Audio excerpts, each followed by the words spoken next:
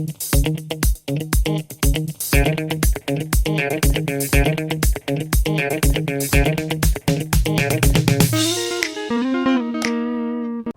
and welcome to another video about questions and answers.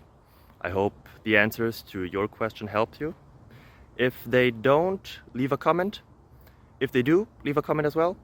And I'm trying to get always better, so please give us constructive feedback. Us, I mean me and my family. If you leave a comment or a helpful thing, it helps us always a lot. Thank you very much.